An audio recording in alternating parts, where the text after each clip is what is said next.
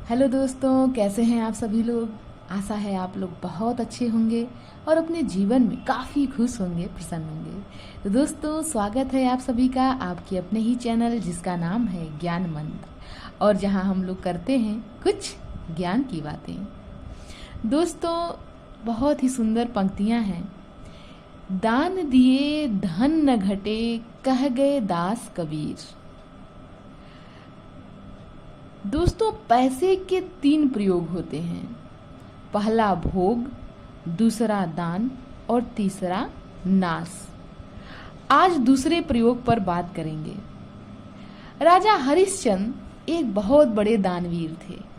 उनकी एक खास बात थी कि जब वो दान देने के लिए हाथ आगे बढ़ाते तो अपनी नजरें नीचे झुका लेते थे। ये बात सभी को बहुत अजीब लगती थी कि ये राजा कैसा दानवीर है कि दान भी देता है और इन्हें शर्म भी आती है। ये बात जब गोस्वामी तुलसीदास जी तक पहुंची तो उन्होंने उनको 4 पंक्तियां लिखकर भेजी, जिसमें लिखा था कि ऐसी देनी देन जू कित सीखे हो सेन, जो जो ऊंचो करो त्यों त्यों नीचे नैन। इसका मतलब था कि राजा, तुम ऐसा दान देना कहाँ से सीखे हो? जो तुम्हारे हाथ ऊपर उठते हैं वैसे तुम्हारी नजरें, तुम्हारी नैन नीचे क्यों झुक जाते हैं? अद्भुत बात है। राजा ने इसके बदले जो जवाब दिया, जवाब इतना गजब था कि जिसने भी सुना वो राजा का कायल हो गया। दोस्तों, इतना प्यारा जवाब आज तक किसी ने किसी को इस धरती पर नहीं दिया था। राजा ने जवाब में लिखा, देनहार कोई और है, भेजत जो दिन रैन, लोग भरम हम पर करें, तासो नीचे नैन। मतलब देने वाला तो कोई और है, वह मालिक है, परमात्मा है। वो दिन रात भेज रहे हैं, परंतु लोग ये समझते हैं कि मैं दे रहा हूँ, राजा दे रहा है। ये सोचकर मुझे शर्म आ जाती है और मेरी आंखें नीचे झुक जाती हैं। तो दोस्तों, कितना कुछ सीखने की बात इस कहानी में है कि लोग ये बात नहीं समझते कि जो कुछ है ईश्वर का है, ईश्वर ने हमें दिया है और हमें कितनी विनम्रता के साथ उसका प्रयोग करना चाहिए और दूसरों के हित के विषय में सोचना चाहिए। तो चलिए दोस्तों, इन्हीं कुछ अच्छी बातों के साथ बढ़ते हैं हम अपनी संपादकीय की तरफ। चलिए स्टार्ट करते हैं। और आज की संपादकीय जो है, आज की संपादकीय का टॉपिक है वैश्विक आर्थिक ढांचे को आकार देता भारत।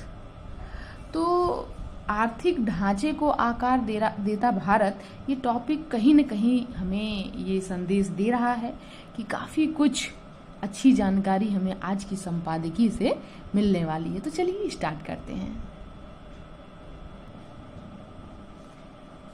एक ऐसे दौर में जब वैश्विक आर्थिक ढांचा तमाम चुनौतियों से जूझ रहा है और हाल फिलहाल किसी बड़ी राहत के आसार नहीं दिखते, तब भारतीय अर्थव्यवस्था ने अपेक्षाकृत बढ़िया प्रदर्शन कर उम्मीद जगाई है।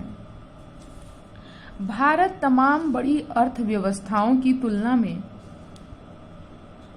कोविड-19 महामारी के दुष्प्रभावों से कहीं बेहतर तरीके से निपटने में सफल रहा। तमाम भू राजनीतिक एवं भू आर्थिक समस्याओं के बावजूद उसकी आर्थिक वृद्धि में तेजी कायम है। इसी कारण अंतर्राष्ट्रीय मुद्रा कोष ने विश्व अर्थव्यवस्था में भारत को चमकता बिंदु बताया। 2023 की वैश्विक वृद्धि में 15% योगदान अकेले भारत का रहा है। पूरी वैश्विक वृद्धि में 15% योगदान भारत का रहा। प्रभावी डिजिटलीकरण के साथ साथ अनुशासित राजकोषीय नीति और पूंजीगत निवेश के लिए पर्याप्त संसाधनों जैसे पहलुओं के दम पर भारत न केवल महामारी के चंगुल से अपनी अर्थव्यवस्था को बाहर निकालने में सफल रहा, बल्कि वैश्विक आर्थिक सुस्ती के दौर में भी अपनी वृद्धि को चुस्त बनाए हुए है। इसी बीच मोदी सरकार ने नई विदेश व्यापार नीति FTP पेश की है। इस नीति के उद्देश्य 2030 तक देश के निर्यात को बढ़ाकर 2 ट्रिलियन मतलब 2 लाख करोड़ डॉलर करना है। अतीत की नीतियों में जहां एक तय अवधि हुआ करती थी, उसके उलट इसमें ऐसा नहीं है। यानी इसमें समय पर आवश्यकतानुसार संशोधन की गुंजाइश है। इसने उस व्यापार नीति की जगह ली जिसकी अवधि 2020 में समाप्त हो गई थी। लेकिन कोविड महामारी के चलते नई नीति में विलंब हो गया। जहां विश्व अर्थव्यवस्था मंदी को लेकर संघर्षरत है, वहीं नई व्यापार नीति के माध्यम से भारत ने वैश्विक आर्थिक ढांचे में अहम किरदार के रूप में उभरने की नई प्रतिबद्धता एवं आकांक्षा का संकेत दिया है। भू राजनीतिक स्तर पर विश्व की बड़ी शक्तियों में विभाजन साफ दिखने के साथ ही उनके बीच की विभाजक रेखाएं निरंतर चौड़ी होती जा रही हैं। विश्व स्तर पर शक्ति को लेकर ध्रुवीकरण नई हकीकत है जिसके साथ सभी राष्ट्रों को ताल मिलानी होगी। चीन की अपने इर्द गिर्द जारी आक्रामकता और यूक्रेन पर रूसी आक्रमण से विकसित देशों के पास विकास से जुड़े एजेंडे पर आगे बढ़ने की गुंजाइश कम हो गई है। वहीं शीत युद्ध के बाद भू आर्थिक क्षेत्र में वैश्विक आर्थिक ढांचे को लेकर बनी सहमति भी दरक रही है। राजनीतिक विश्वास बनाने के लिए व्यापार एवं तकनीकी सहयोग अब विश्वास आधारित व्यापार एवं तकनीक साझेदारी की राह तैयार कर रहा है। आर्थिक उदारीकरण पर बहस का नेतृत्व करने वाले देश अब अप्रत्याशित रूप से उससे पीछे हट रहे हैं। वैश्विक ढांचे में कई मोर्चों पर जो चुनौतियां उभर रही हैं, उन्हें भारत के लिए एक मौके के रूप में देखा जा रहा है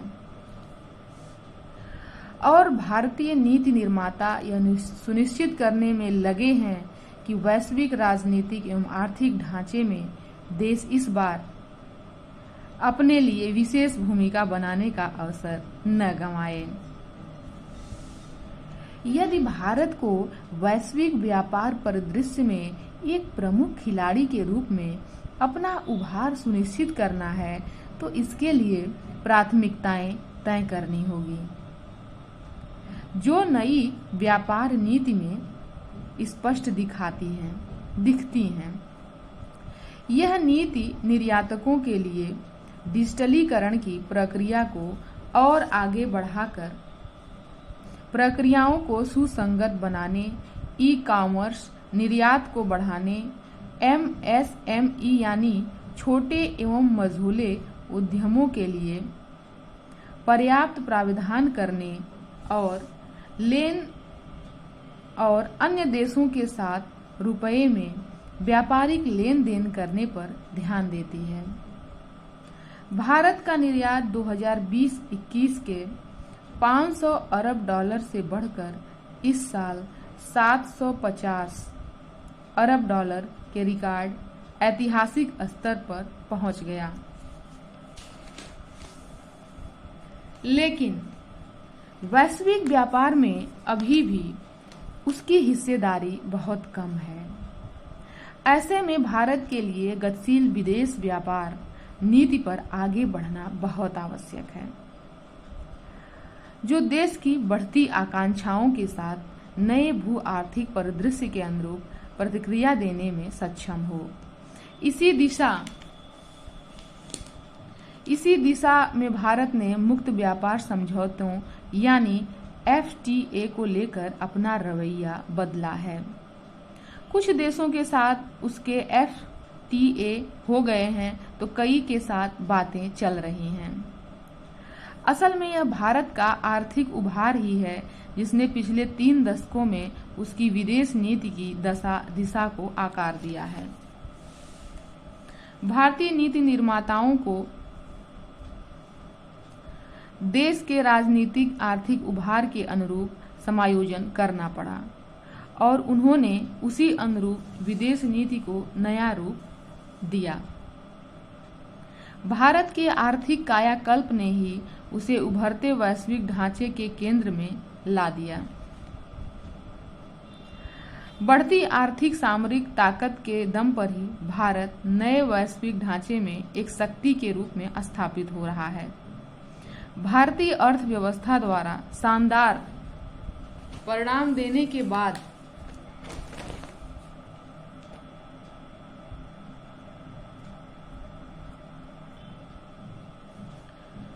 भारतीय लोकतंत्र का आकर्षण भी और बढ़ गया है।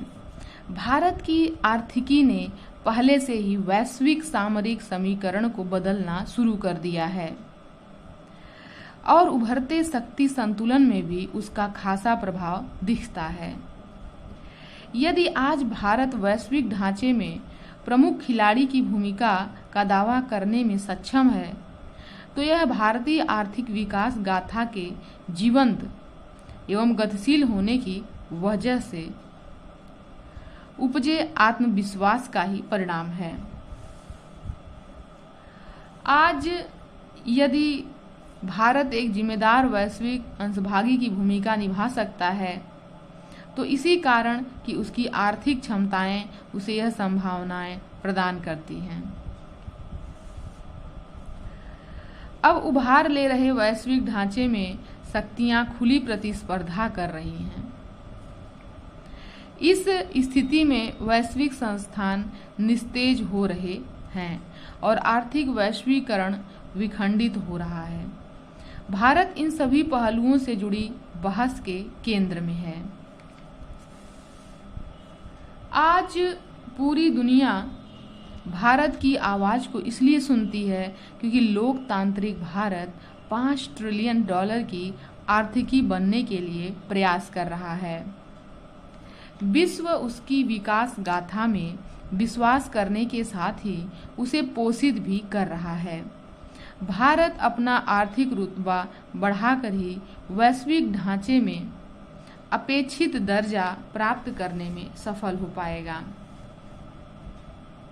इसलिए कोई हैरत की बात नहीं कि भारत विश्व के साथ आर्थिक सक्रियता के मामले में अतीत की अपनी हिचक और असहजता को पीछे छोड़ रहा है। नई विदेश व्यापार नीति भी इसी रुझान को दर्शाती है।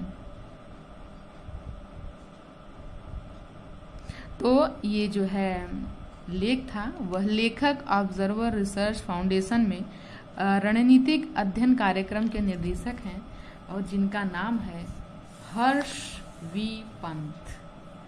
तो हर्ष वी पंत का यह लेख था वैश्विक आर्थिक ढांचे को आकार देता भारत। तो ये बड़ी अच्छी बात है कि भारत जो है वह विश्व के साथ आर्थिक सक्रियता के मामले में उसकी जो अतीत की हिचक थी, असहजता थी, उसको पीछे छोड़ रहा है और उसका जो रुझान है वो नई विदेश व्यापार नीति में है। तो ये काफी अच्छी बात है भारत देश के लिए कि हमारा देश आर्थिक रूप से मजबूत हो रहा है। इससे अच्छी बात और क्या हो सकती है। तो बहुत अच्छा लगा आज की संपादकीय को पढ़ने के बाद हमें अपने देश के आर्थिक ढांचे के बारे में कुछ जानकारी मिली। तो दोस्तों, आशा है कि आप लोग भी कुछ जानकारी प्राप्त करने में सफल हुए होंगे। तो चलिए दोस्तों, इन्हीं सब बातों के साथ मिलते हैं अगली संपादकी में। धन्यवाद।